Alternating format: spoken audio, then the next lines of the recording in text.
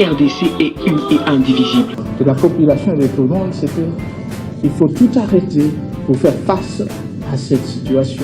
Et que nous ferons de cette terre richement bénie un réel havre de paix, de prospérité et de progrès social.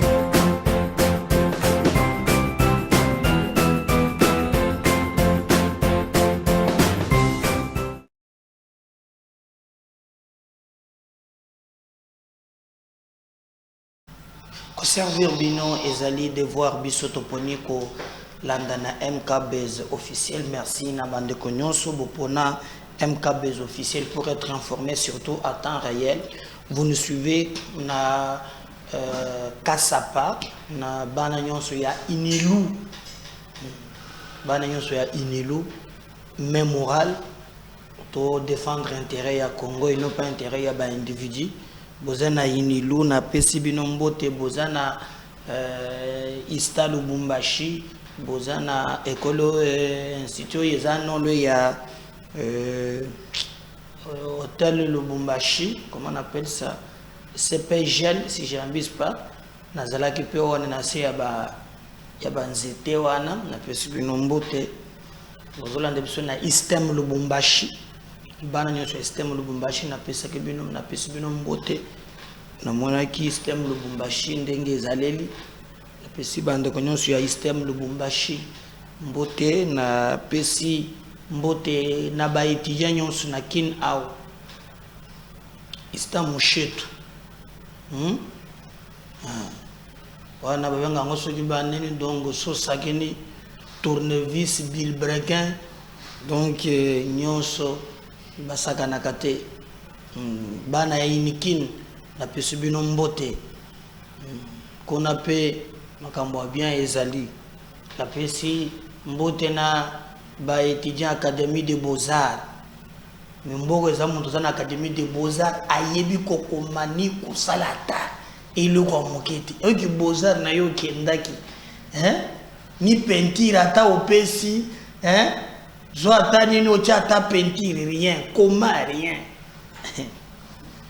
Bon, on a académie de beaux-arts modernes, la Prisibino Mbote, IFASIC. On a payé la communication, tout est communication, tout passe par la communication. La Prisibino pe Mbote.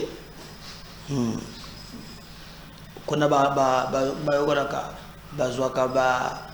angle d'attaque. Démarquage, reportage, l'interview, nous sommes trop là, on a effacique. Le filet, on a ce sabana effacique. Bino makambu ya masolo ya communication de bino. Bana ipen, mabele mame, wana ipolakate. Université à solo au batangi sakabala kisi yango wana non quand bandaki kokola tozalaki na école moko on appelait ça EP Katai. Sur EP Katai directeur azalaki très discipliné. Alors maintenant il n'y avait pas de débat à l'école ce que mabele zalaki nasi sobo koti bana bakoti kuna donc mona makolonio so comme rouge. La récréation Sukoyo, Nzembo et Bandi. Epe Katai, Toulouma, Tomoukaba. Je me souviens de l'enfance. Voilà, merci beaucoup. Nandenge Bozola Andabiso. Tokobeta Masolo, directeur, il y a information, il y a Africa News. Tu m'as dit la info du jour. Achille Kadima, Yemoto beta qui c'était makasi kolobaki ya un commando oyelongwaka awa ekei na Lubumbashi eke ba commando wana ako arrêter Katumbi na Kabila azali invité maintenant na et pas ya conseil spécial pour être ameka couper éclaircissement de ce qui se passe autour ya likambo wana Moïse Katumbi abimi alobi la rébellion prospère sur les ruines de l'État congolais. Alors, Katumbi a mon succès à M23 et il communique alobi que ceux qui M23 bazoya, nous appelons que la M23 est allée agression, Katumbi a bengi yango rébellion. Alors, on va voir pourquoi il y a Zobengango rébellion, a Boyko Bengango agression. Tokobeta Masolo Nabino Bandeko Nangai. Namaye Matali Makambo ya élection, processus électoral, Denis Kadjima veut rencontrer Joseph Kabila. Atindeli invitation. Bon. Denis Kadjima bandi makambo yo mwa mingi koyambaka ba opposant kotali sakinari ya caché ya za ouvert batu nyonso ba participer na processus bomona yambaki Fayulu ayambaki comment Matata Katumbi ayakite na sesanga. Depuis lors basololaki boyokaki comment Fayulu a communiqué qui na sesanga bayokana kike a permettre bango bafongola nzungu wana serveur pour baya ko auditer yango pour bango bazokana ke o esalami ezali clarté. Alors nangambo mususu tango basilisi ko sala, vous avez vu que Kadima ayambaki Adolphe Muzitu on peut participer ba préalable naye ou pas monaki que ezali indispensable pour te maponami salema pour lui il faut enrôler batu ya kwa muntu na batu nyonso.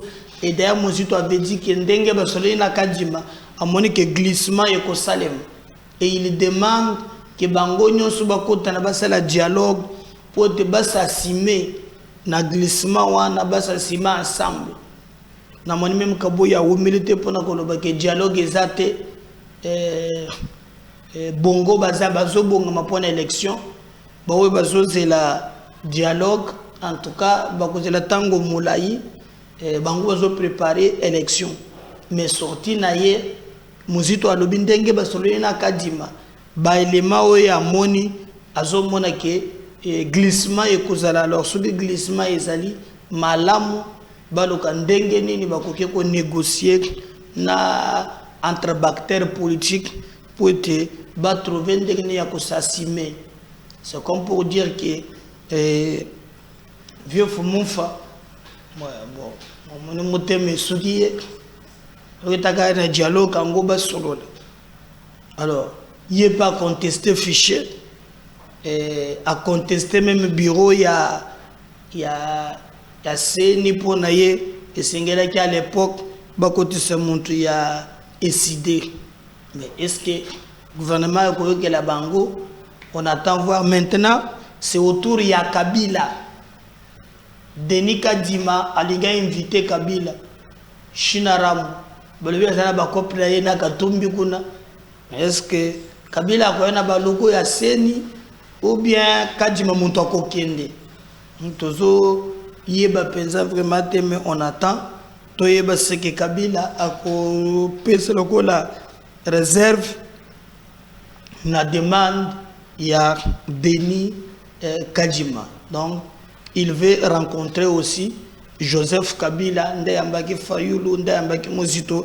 Il veut aussi ko yambaye na qualité ya résistant pour Kabila bik abengi bantonaye ba résister. C'est que baza na logique te ya ko continuer na processus ndenge zali. Mais attendons voir si réellement Shinarambo a conduit demande naye. Nord Kivu, l'EAC condamne fermement la circulation alarmante d'informations incendiaires à l'est de la République démocratique du Congo. Il y aura théâtre. Est-ce qu'il y a des informations incendiaires ezali vraiment likambo ya kokamwa. Ezali likambo ya kokamwa ya akomona ke biso bazo menacer biso gouvernement ya bamboka na bango ezo créer cacophonie, mais à la fin nous apprenons que Batouana bazo regretter selon bango que le gouvernement ou bien population azo faire circuler ba information repelisa moto alors que bango bazana ba Rwandais wana et à ce bango mission pour ba cantonner bango, rien n'est fait. Alors bazali ko telema pona ko distraire bato ezali likambo oyo ba congolais sengeli ba telemela, et surtout que ndenge tozo senga monter en puissance ya armée na biso poto mettre fin na bêtise wana et umeli mingi en République démocratique du Congo. La peine de mort requise contre de nombreux présumés kidnappeurs. Le ministère public a requis la peine de mort. Ça c'est bien. Ça c'est bien. La peine de mort contre les auteurs accusés de kidnapping à Kinshasa, capitale de la République démocratique du Congo, dans la capitale congolaise.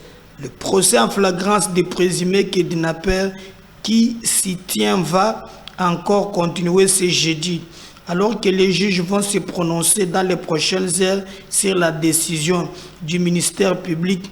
Lundi, la police avait présenté une vingtaine de kidnappeurs devant le ministère de l'Intérieur, Sécurité nationale Peter Kazadi. 6 filles faisaient partie de ces réseaux démantelés par la police. Selon la police, les jeunes femmes servent de l'attirance auprès des victimes avant qu'elles soient prises au piège. Le ministère de l'Intérieur et Sécurité avait prévenu que le kidnappeur allait répondre de leurs actes. Mardi, dans un briefing de presse, le porte-parole du gouvernement avait annoncé qu'un numéro vert auquel les Congolais pourront dénoncer les actes de kidnapping sera communiqué.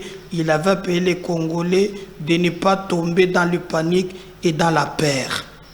Ngai eloko yango na sepeli mingi, peine de mort. Nakolaki sabino, je crois, bozola andaka déjà. Tokochele bino ndenge bango nyonso basambi 3 ou 4 parties de gens ndenge zolekaleka. Mais ce qui m'a étonné, avant nakota na ba détail mosusu ya ko développer maintenant, il y a un jeune au balobi soki kaba azana plaque moko azo yiba na mutuka, soki ya ndenge nini mazola kisageza mutuka na ya mikolo ezali na plaque il y a hôtel de ville. Et selon les informations, voilà, même si soki azali mwana ya papa moko côté bagonzi bagenda ko mela jamba, même si même il paraît même que même bagonzi ya kalande bazala ki liboke na ville bagenda ko mela bangi kuna. Est-ce que tu peux t'imaginer? C'est les informations, mais vous allez voir. Ce qui va vous étonner, c'est que Nassima, non seulement, je vais vous laisser sur vos vidéos, parce que Ezali Makambona, Botala, pour le mec Bazoueli Bango, voilà, regardez. Yangowana. Est-ce que l'hôtel de ville, c'est quoi ça? Azanja, hôtel de ville. Est-ce qu'on peut nous expliquer? Là, à l'objet d'un chantier panaillé, c'est lui qui a pris 150 motos, c'est lui, non?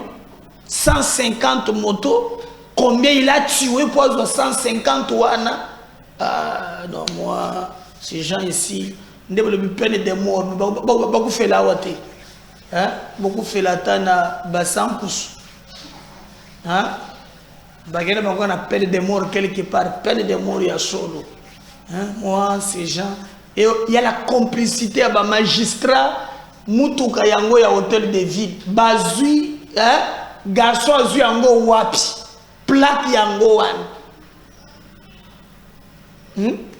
nous sommes dans l'examen na détail dans l'émission mokolo alelo mais beau partager lien pour tout le monde développer le sujet parce que tous allez n'aiment qu'à des officiels votre chaîne de vérité bande ko to banda na lisolo l'actualité est dominée na réaction il y a conseiller spécial il y a président en matière de la sécurité je crois M. Boukassa qui veut aussi avoir des éclaircissements na ebisaki bino awa ke certes il y a des choses où ils ont le contre Kabila Katumbi Fulgence na niveau ya Katanga mais pensez qu'il y a un mercenaire et balobaki même que ezalaki général John Chibangu monto a débarqué à Longwe na Kinshasa a quitté directement na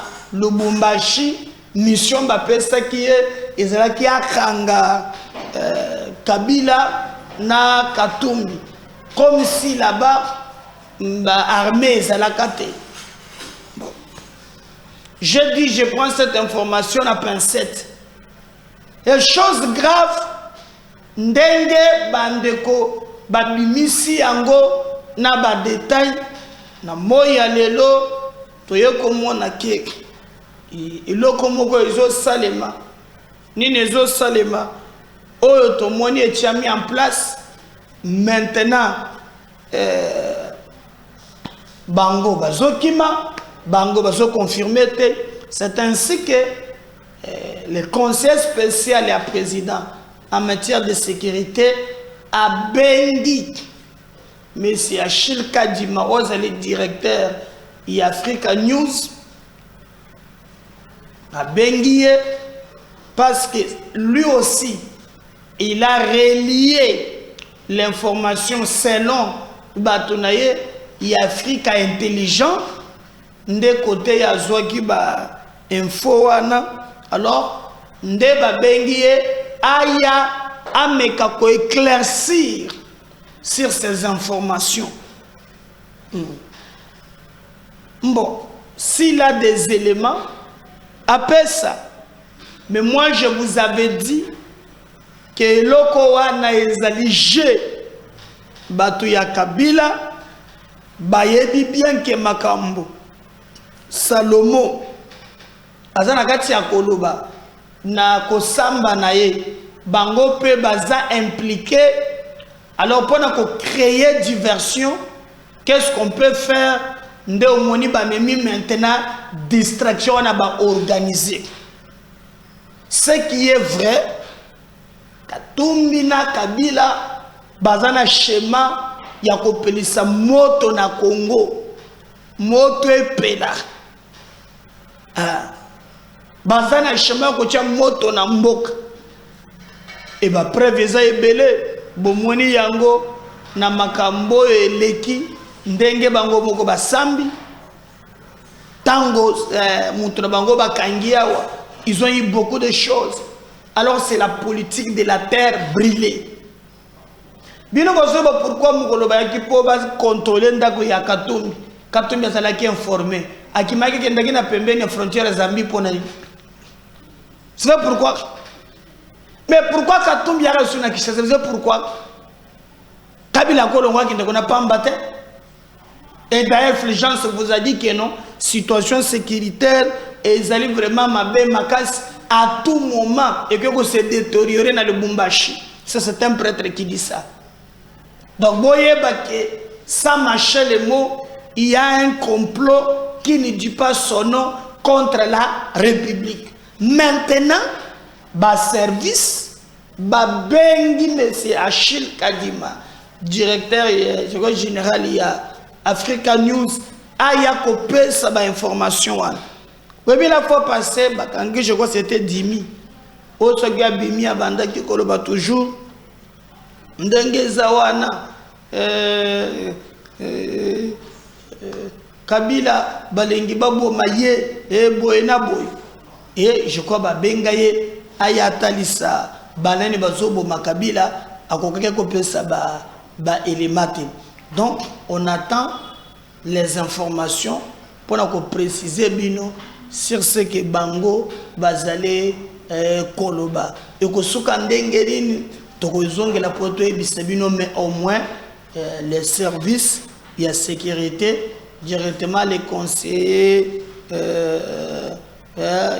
celui qui a remplacé François Bena Senes babengi Monsieur Achille aya kopesa bango quelques éléments oyoye azanango surtout que awe komina démocratie ezalo kola tena tango ya Kabila ceux qui babengi yo na Senes il faut tout bela na butu ça la testament okanisi ko kozonga teme ici on prend des éléments à expliquer biso ndenge nini comment et puis quel est le nom de ces commandos parce que lui n'a pas cité le nom des commandés au balagisi biso comment il s'appelle encore ndeko on a biso John Chibango non mais il y a le bekaka un commando mais batu ya Katumbi nde balobi commando moko alongo pe balobi John Chibango akekuna po akende kokanga Katumbi na Kabila bon soki ezali ke bango bazali impliqué mutoko bangisa mutu azate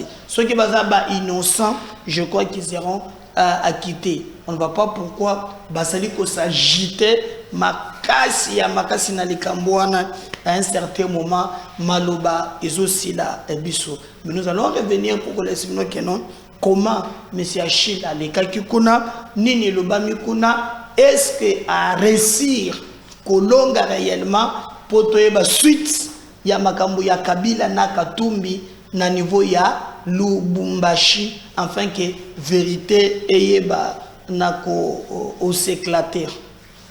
Israël Mutombo sango mokonzi de babenga kaye aye a dénoncé réseau moko cette petite histoire oyo ezo sala musala na mboka oyo na ba magistrat na ba policier na batu ya ndenge na ndenge bazali impliqué pona ko détruire mboka na biso asali yango je crois que Bokolanda y est et puis Tokolandi c'est toujours deuxième émission même comment ils opèrent avec la police et là nous pensons que notre sécurité est comme un peu Kotongi Sabiso.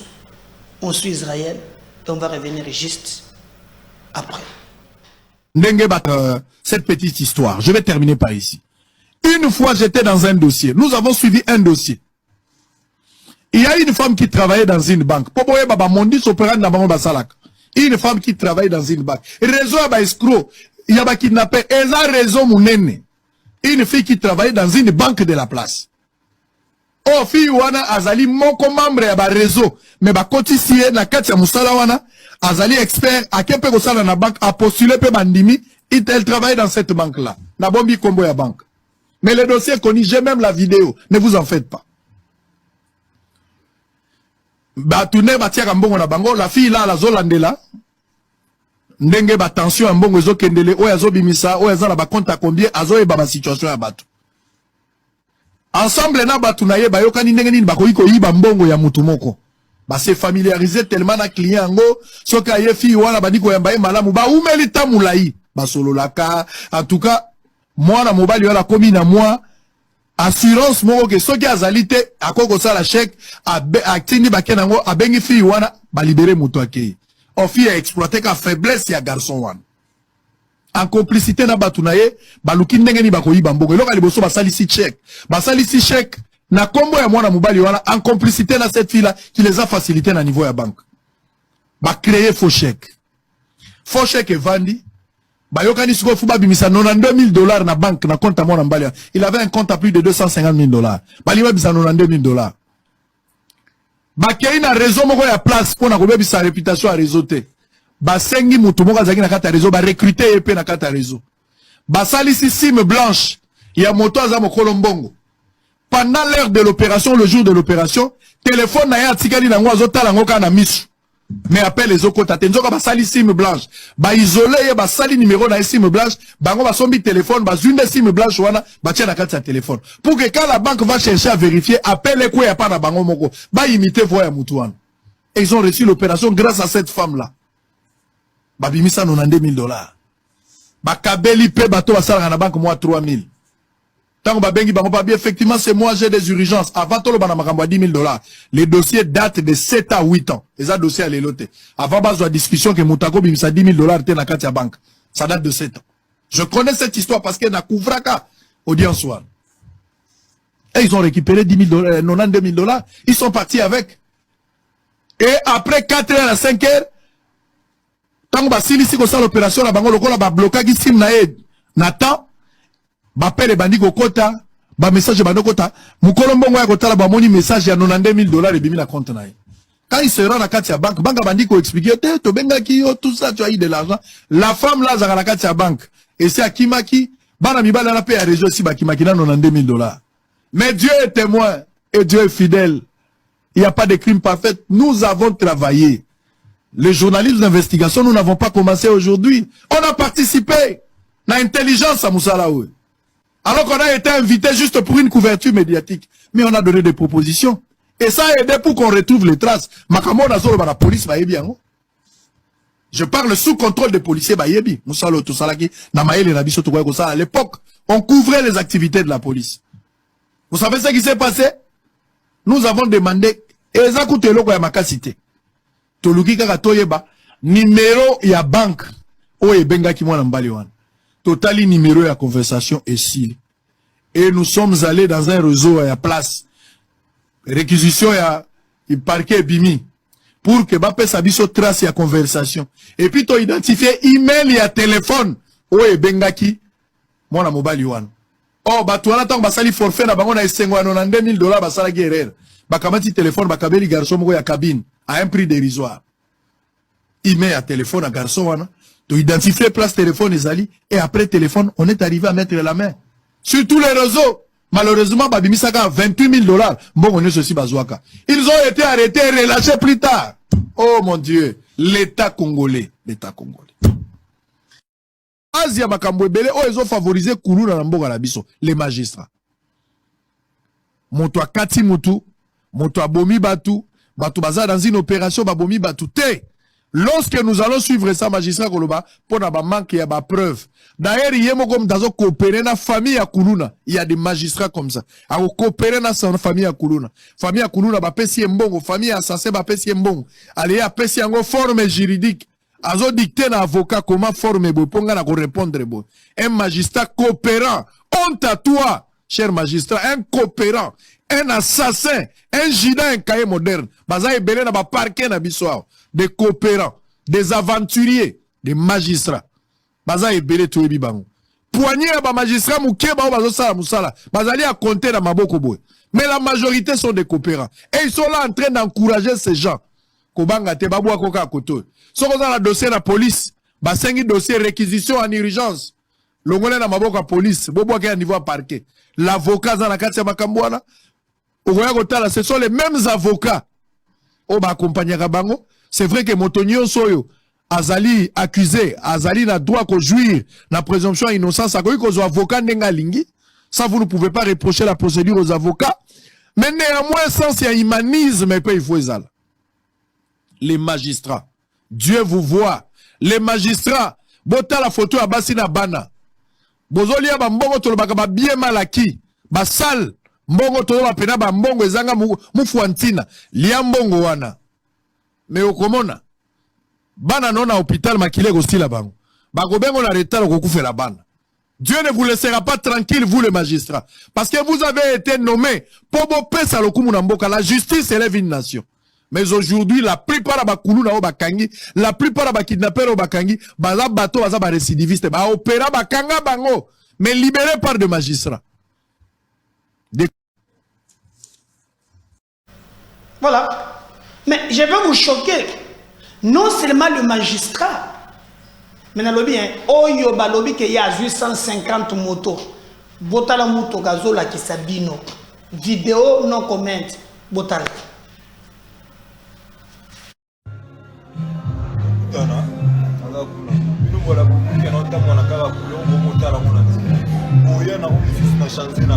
Toujours.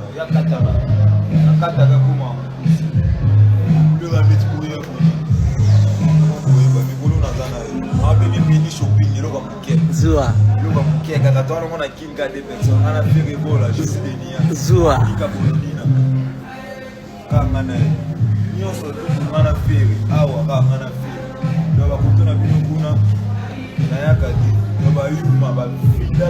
Kala.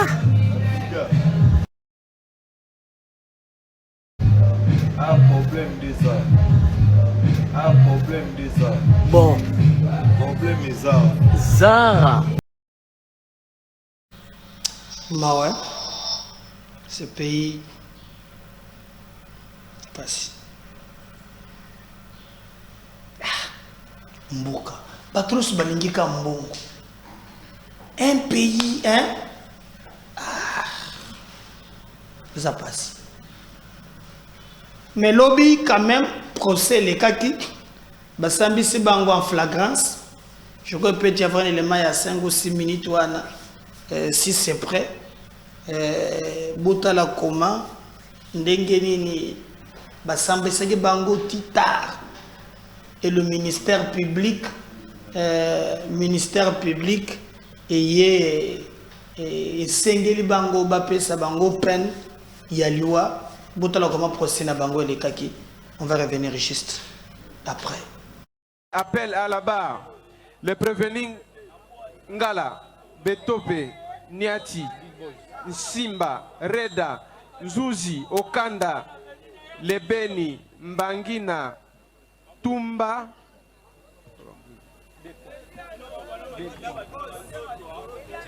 Bekwa, Losala et le Femba Bolaya Splendide.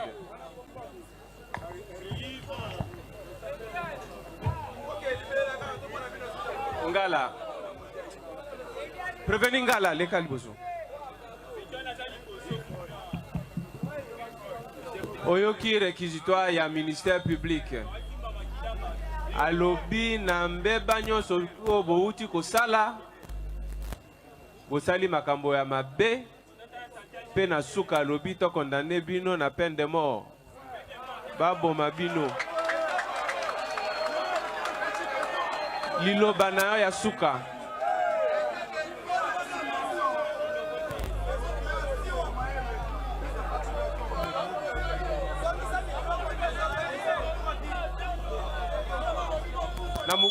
Namukuse, no bana ya suka ezalini osengi nini na tribunal.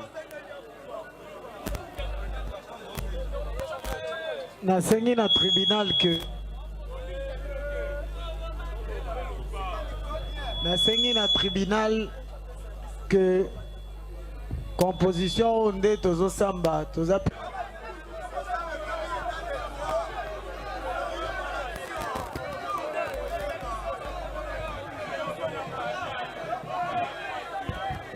osengi na tribunal ni na mukuse. Bon, na mukuse nasengi na tribunal lobby bolobaki ke boko protéger biso tokozala à l'aise et tokozonga. Mais on n'était pas d'abord à l'aise place tozongaki tozaki sur ba consigne mbele to melima ite ba visiteur na biso ba kota te toza à l'aise te. Et puis na sengi na tribunal o tozolo ba toza à l'aise te po toza pe na sengi na tribunal nini lo ba sengi na tribunal toko bandela kosamba po toza pe na makamso ya kobimisa entre batu misusu o pe ba kota na biso.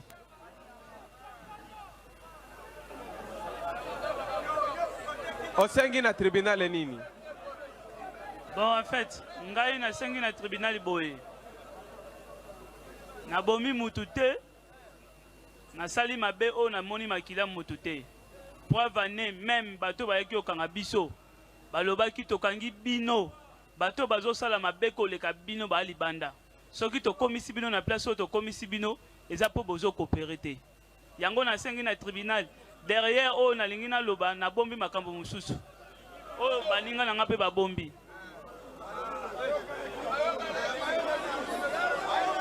Prévenu Simba. Si bolingi bo corde biso 5 minutes bokoyoka solution.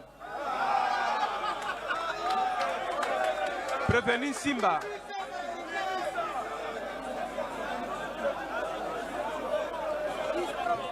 osengi na tribunal ni na Mukuse.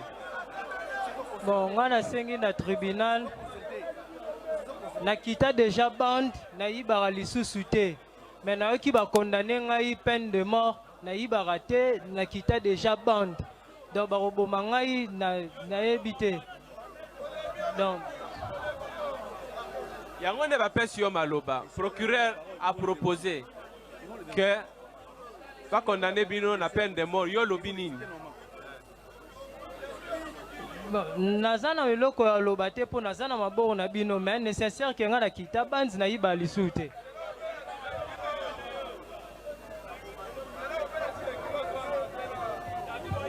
Prévenir Reda.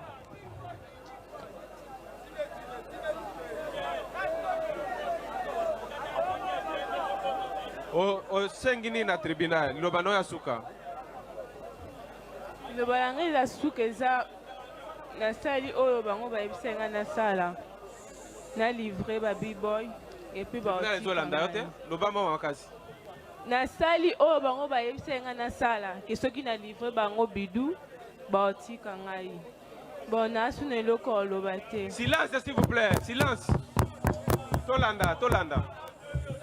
Loba na Mukuse osengi na tribunal nini? Nasengi na tribunal accordé une chance pour aider bango pour balizwa batu oyo. Je sais pas pourquoi ba condamné ngai. Soki ko sala eloko wana ki criminel na sala on a 2019. Pemba liboso na vie na ngape na tika. Bakainga pona livrer bango. Je sais pas pourquoi ba condamné ngai. Soki ko senga na tribunal ba accorder une chance. Le tribunal vous remercie. Prévenu Zouzi osengi na tribunal nini? nga sengi na tribunal ke nga maboko na nga eza polele na makila mutu te loba makasi bametre avocat nde balobi ya comprend mais nga makila maboko na nga eza makila maboko ya mutu te nayebi eloko te basi nasalaka na force na nga te mpo mutu azali na mbongo na nga nazali na autrement osala te.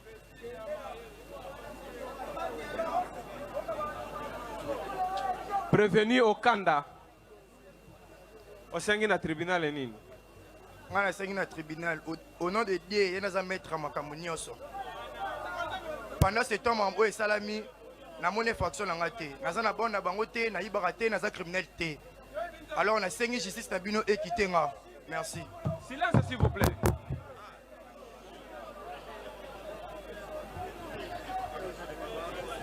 Prévenir les bénis.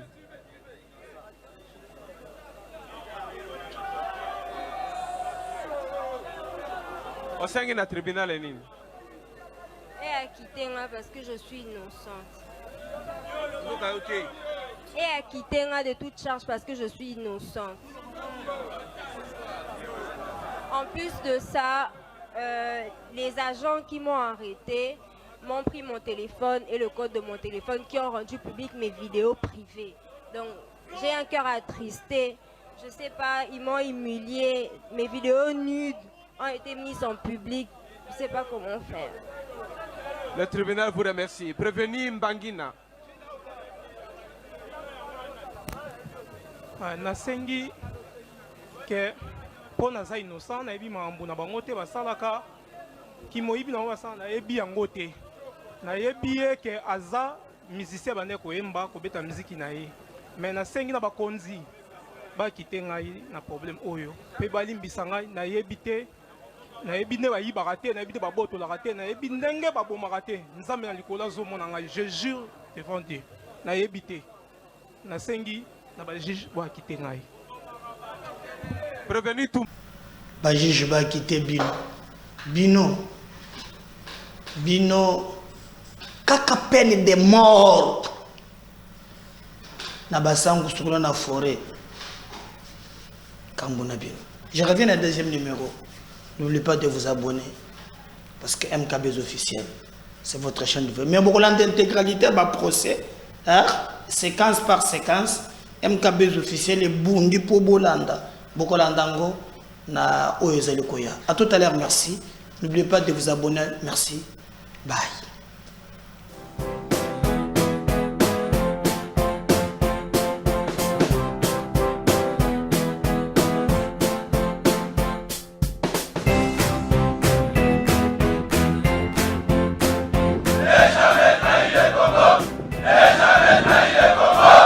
RDC est une et indivisible. De la population et de tout le monde, c'est qu'il faut tout arrêter pour faire face à cette situation.